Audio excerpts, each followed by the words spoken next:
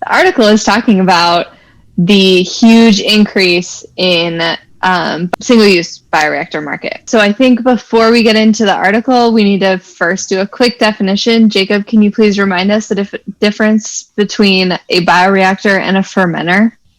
Yeah, no, I still don't know. Chris gave us an explanation. And all I remember is that a bioreactor is a fermenter, but a fermenter is not necessarily a bioreactor. It's a rectangles and squares kind of thing. A quick quote, the global single-use bioreactor market is projected to reach $3.9 billion US by 2025, up from $1.71 billion in 2020. Do you guys feel like this trend is going to come true? The longevity of this kind of process is really going to be whether or not that's sustainable, whether or not you're locked into the bag or the pipes or the instruments or whatever it is that they're using. Do you think that it's the growth that they're showing there is just eating into the traditional bioreactors? I mean, I know we're used to using very large bioreactors, but I think that this article also covered like the little desktop ones that labs and startups are using.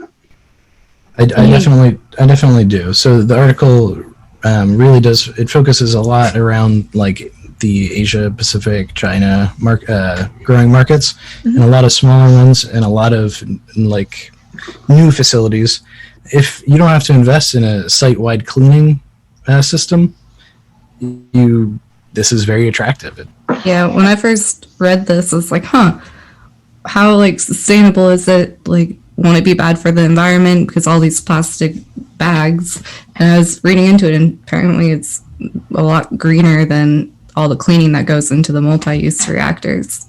Yeah, I do wonder where that line, for small like desktop stuff, for the big ones where those bags are, I wonder where that line is on using a new bag every single time versus all of the cleaning validation and process development or cycle development and all that kind of stuff that you have to do to validate the cleaning.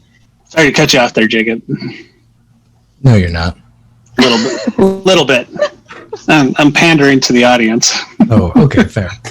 Well, then, you know what? I appreciate that, Bill. Thank you. He wants to show that he's a compassionate leader.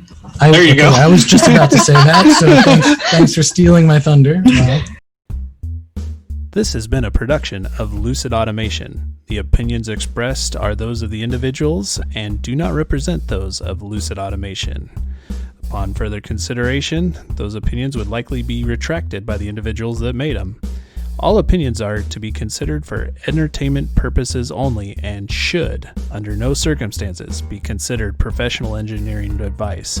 Please contact Lucid Automation directly at http://lucidautomationsecurity.com for official advice.